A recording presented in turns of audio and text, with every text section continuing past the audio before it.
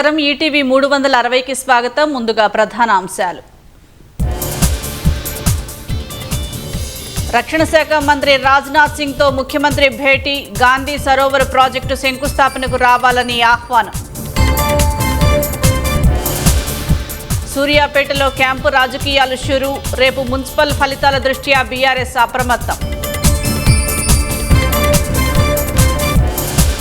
కేంద్రం తెచ్చిన చట్టాలు వ్యతిరేకిస్తూ రోడ్డెక్కిన కార్మిక సంఘాలు.